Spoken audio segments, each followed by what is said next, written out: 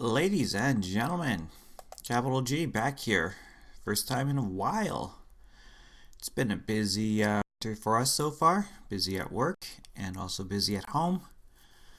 I'll tell you more about that towards the end of the video. But all because I have been busy doesn't mean I haven't been paying attention, so let's start with my choice of commander, which is going to be Dragonlord Dromoka. Going into Selesnya list for a 5/7 Elder Dragon. Dragonlord Dromoka can't be countered. It has flying and lifelink, and my opponents cannot cast spells during my turn. The reason this is important, and the reason I say I've been paying attention, is Heliod. Now I admit I didn't catch the combo straight away when I first saw Heliod Suncrowned Spoiled from Tales Beyond Death. 3 mana 5/5 indestructible. Enchantment creature god. And as long as your devotion to white is less than 5, he's not a creature. Whenever you gain life, put a +1/+1 counter on target creature or enchantment you control, and you can pay 2 mana to give another target creature lifelink until the end of turn. My original thought, of course, Regna and Krav, because then all of a sudden I can turn Regna into a flying beater. She's already a 4/4 to start with, and I thought that gains so much life already that just by having Heliod out, she'll be swinging in for 21 in no time. But that's my line of thinking. Everybody else noticed that it combos very, very well with the likes of Triskelion and with Walking Ballista. Both of these creatures have this thing where if you remove a +1/+1 counter from them, you get to deal 1 damage to any target. Triskelion costs 6 mana, comes in with 3 +1/+1 counters. Walking Ballista is XX. So you're going to be paying at least 4 mana, and I'll explain why that is, to be able to cast Walking Ballista and start off with that combo.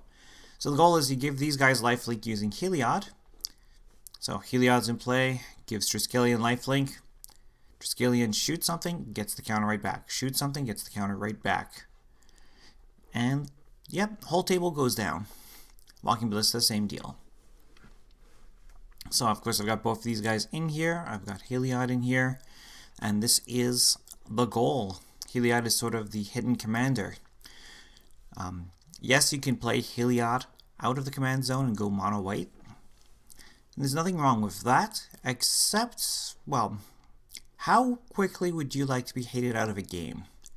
At least with Dragonlord Dromoka, nobody knows what I'm up to until I bring the combo online. Speaking of bringing the combo online, we got to find these creatures. I just went with these 6 examples, but playing in green expands my choice of tutors, so I have no objections having Heliod in the 99 rather than the command zone for this reason. Allowed me to call any creature, Enlightened Tutor, get an artifact or enchantment. Hey! Turns out Enlightened Tutor can get either one of these guys. Puts it right on top of our deck. Idyllic Tutor gets an enchantment, Heliod. Shared Summons. This is one that I think is not played as often as it should be. Search for two creature cards with different names. 1, 2. Put them into your hand, then shuffle your library, and you can do this at instant speed. So, end of your opponent's end step, you cast Shared Summons, you go to your turn and untap, and if you have enough mana to set the combo off in 1 turn, go for it. What's going to stop you? Nothing. Tooth and Nail, of course, another way to search out these 2 creatures, but for 9 mana means I get to put both of them out. Now if I'm going to use Tooth and Nail to bring these creatures out, it's going to have to be Triskelion, because Walking Ballista would come in as a 0/0 otherwise. And Worldly Tutor, of course, they're both creatures, so Worldly Tutor, just like Enlightened Tutor, can search out any half of the combo. More mana. Of course, we're going to be doing a lot of ramping here. I've got Arcane Signet here as a quick mana generator. Commander Sphere. Playing Darksteel Ingot. You'll see later on that I'm running a lot of sweepers, and having an indestructible mana rock is actually valuable to me. Mirari's Wake and Nyxbloom Ancient. This doubles my mana from lands. Nyxbloom Ancient triples my mana from any source. This one was a big deal when it was spoiled for Theros. I'm running a Raska Relic. It doesn't tap for any colors, but it's something I can sack off for a card at some point. Selesnya Locket I'm playing for the possibility of drawing some cards. Selesnya Signet and Talisman of Unity are both also 2 mana signets that can help me into some of my better ramp spells. And Zendikar Resurgent doubles mana from my lands. It also lets me draw cards whenever I cast a creature spell. Land Fetch, we'll be doing a lot of shuffling in this deck. So Circuitous Route, Cultivate, Explosive Vegetation, Konama's Reach, they're all here for taking lands from the deck, putting them into play and or hand. Crows and Tusker is here for the cycling. It's a good 6/5 backup, but really you're cycling him away every time to get the land out of your deck and the card draw. Rapid Growth, of course, pulls a land out. Sephir Monitor, same deal as the Crows and Tusker. You cycle them away to get a basic land or a desert onto your battlefield, then you shuffle your library. And on top of that, because you cycled them, you still get to draw your card. And of course, Sky Shroud Claim for a couple of forests. Spring Bloom Druid from Modern Horizons. 3 mana, 1/1, so it gives us a blocker as well as pulling out 2 lands from our deck. Yes, we sacrifice 1 land, but we get 2 more basics in the exchange. And the Birth of Melites. This is a card I'm actually very high on. This is an excellent white card, and I think it will become a staple in our format just because, hey, 2 mana, go get a basic Plains card. Just Chapter 1 alone makes this card worth playing in white, since it's not so easy to tutor out lands. And then, of course, if it sticks around, Chapter 2 gives us a blocker, Chapter 3 gives us a little bit of extra life. They're not powerful abilities on their own, but having all 3 of them on consecutive turns for just 2 mana, I think is totally worthwhile. So sweepers, running a few sweepers here. Bane of Progress destroys all artifacts and enchantments when he comes into play. Cleansing Nova gives us the choice of destroying all creatures or destroying all artifacts and enchantments. Creeping Corrosion destroys all artifacts. Final Judgment, exile all creatures from the game. One of my favorite sweepers. It's a little more expensive at 6 mana, but totally worth that investment. Fracturing Gust, this is one I forgot about. I was doing some research for the deck and kind of stumbled upon this one. Destroy all artifacts and enchantments for 5 mana in Selesnya colors. And you gain 2 life for each permanent destroyed this way. I think it's pretty sweet. And of course, a good old-fashioned Wrath of God. We're not running a lot of creatures. The ones that we do run are mostly token, you'll see, so not too worried about having creatures wiped off the board. Few things for targeted removal. It's always good to have some quick targeted removal. So Aura Mutation not only destroys an enchantment, but gives us some blockers. Bramble Crush destroys a non-creature permanent. That includes Planeswalkers, which is why I've always been pretty high on this one. Declaration, store 2 mana sorcery to exile a creature. Some people don't like it because it's too slow. And they, of course, don't want to give that card back. But honestly, for 2 mana, you take out a creature, and then your opponent, if they want the benefit of Declaration Stone, they have to pay 2 mana and sacrifice the resulting clue. Elspeth Conqueror's Death, a little more expensive, but hey, can exile any non-land permanent, mana cost 3 or greater. Pretty much every Planeswalker with, 2 exceptions really, are mana cost 3 and higher. So this can hit Planeswalkers or any big thing that I need gone. And of course it continues on. Non-creature spells costs opponents 2 more to cast until my next turn, so it gives me a little bit of a buffer. And it gives me a reanimation on Chapter 3. Moving on, Crows and Grip, of course, to stop other people from comboing off. The Split Second is incredibly relevant with these combos that have been coming up. Path to Exile. Return to Dust, of course, exile up to 2 artifacts or enchantments if you cast it on your turn. Revoke Existence, it's sorcery speed, but it exiles an artifact or enchantment, so I'll take the slower speed in exchange for the exile effect, please. Swords to Plowshares, of course, again, exiles any creature. And Soul Guide Lantern from Taros Beyond Death, I'm going to give this one a try. For 1 mana, you can exile a specific card from a graveyard. And if you need to blow up all the graveyards, you can. And if you just want to sacrifice this for the card, well, you can do that too. So I like the flexibility here. Walkers, running 9 Planeswalkers. I made sure to choose some good ones. Elspeth, Freyalise. So this one, of course, mostly for the 1/1 tokens. It also has a Wrath effect as well. Freyleys, it spits out mana dorks, which is why it's good for me. I can also destroy artifacts or enchantments, but I'm running enough other forms of removal that I shouldn't be taking her down too much, unless I'm going for the alt. Garruk Wildspeaker, untap 2 lands, so it helps me on ramp. The -1 puts a 3/3 token into play, so it helps me block. So, excellent choice for this deck. Nissa, Voice of Zendikar, again puts out some blockers. We're not going to use the -2 too much, I don't believe. It's really here to put out those 0/1 blockers. And if we somehow manage to get her to 7 loyalty, we get to draw a bunch of cards and gain a bunch of life. Teo is here.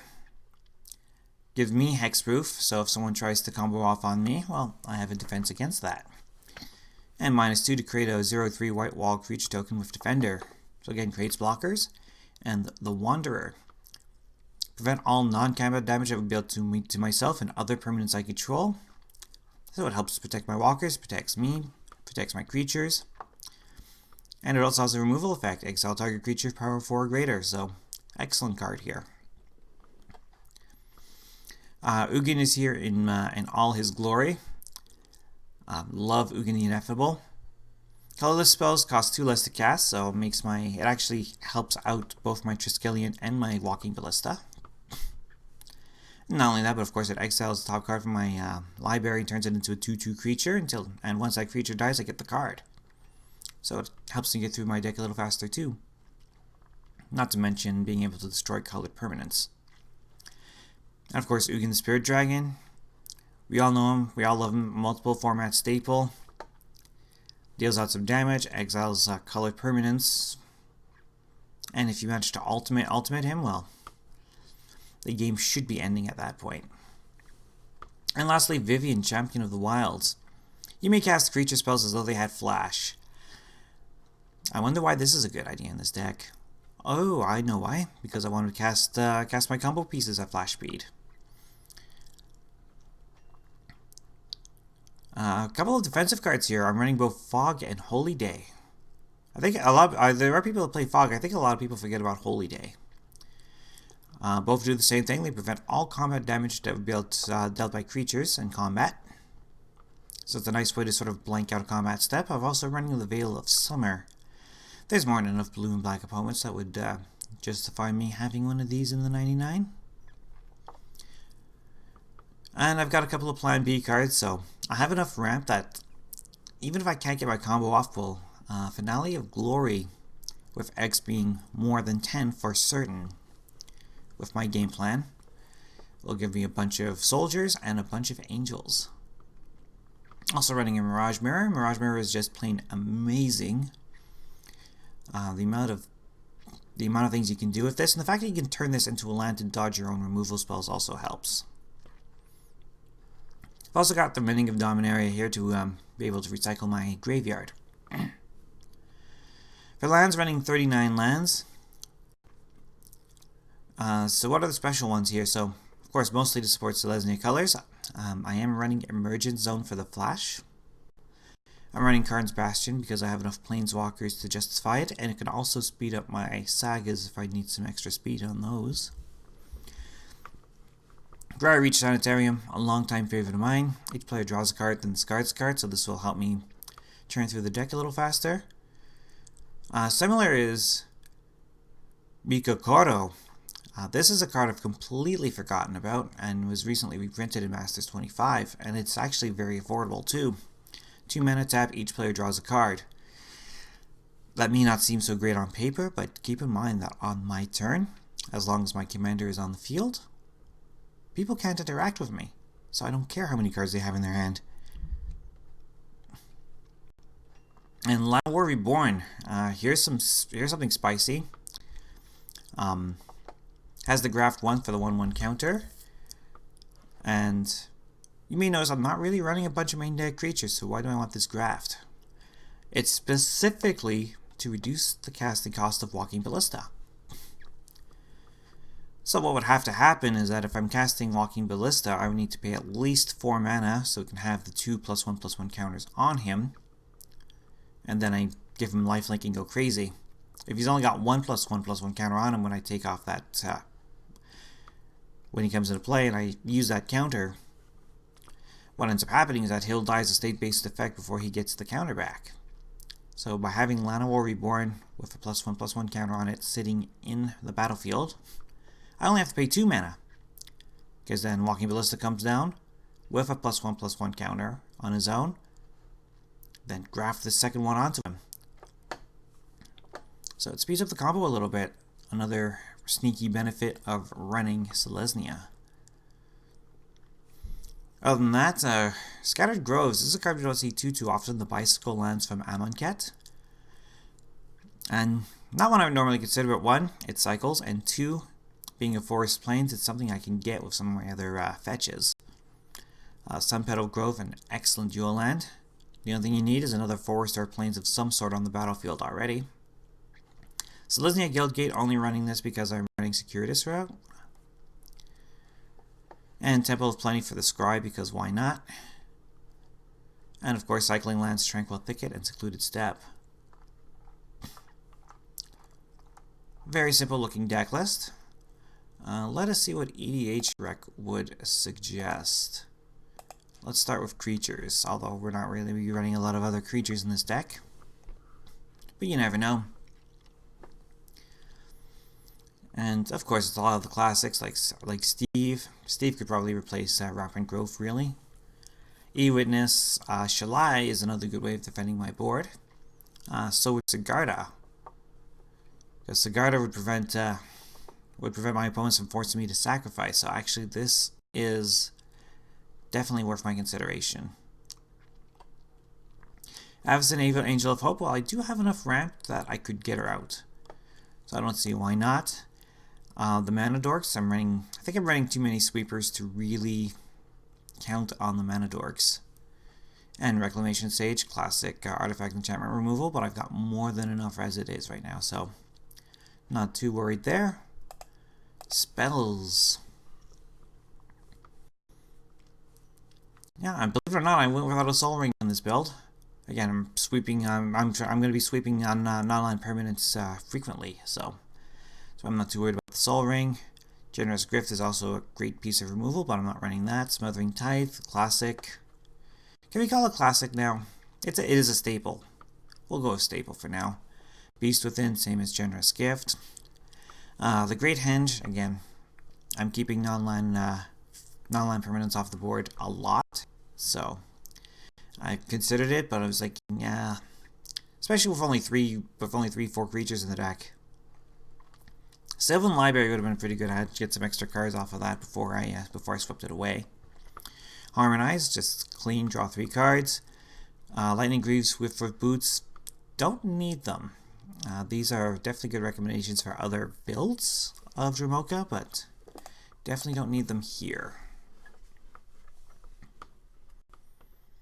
And of course, other lands that we can consider. Mossword Bridge, I'm not really going to get to that 10 power, so Temple of the False God would have been a good choice, actually. I know a lot of people don't like this card, but I've got more than enough land fetch to activate the Temple of the False God. Windswept Heath, too expensive. Straight up, just too expensive. And Selesnya Sanctuary. Yeah, I couldn't really justify the crew lands this time. I love these lands, personally, but I couldn't justify this time out. Fortified Village would have been pretty decent, actually. Blossoming Sands, didn't really want to do it. And Stirring Wildwood's actually a really, really good man land. And Bountiful Promenade, again, also very pricey. And Gavany Township, again, I don't have enough creatures to justify the Gavany Township, so I'm not too worried there.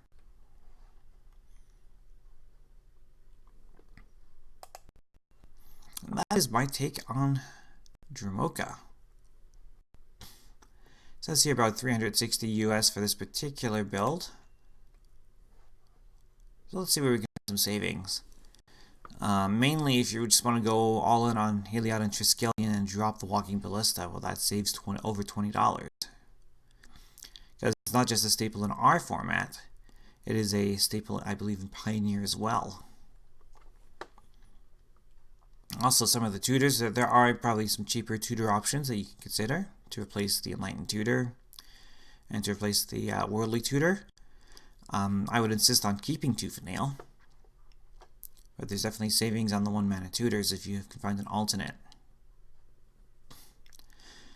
Mirari's Wake is starting to get up there, isn't it? Although it could be just the edition that I have selected here. Nyx Bloom Ancient already at $12, and Commander players everywhere want these, so of course. Other than that, I'm not sure where else you find some savings. I went with I went heavy on the Planeswalkers, so there's big savings to be had if you dropped Ugin. Like, Ugin the Spirit Dragon is not a necessity, so this could easily be dropped if you want to do something else.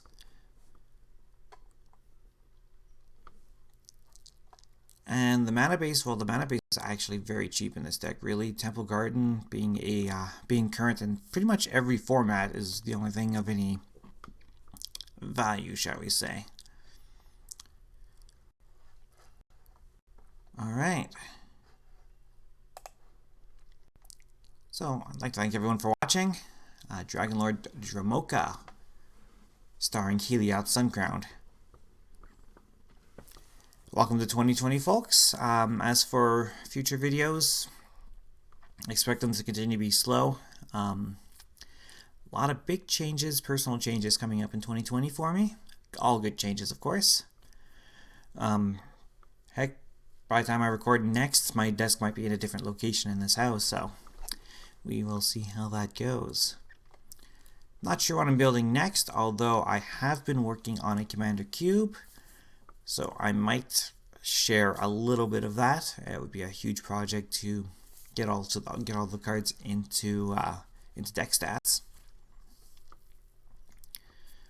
But I might throw some highlights into the Deckstats, and we'll discuss it there. In the meantime, I've been Capital G. Wish you all a great rest of the week, and we'll talk again soon.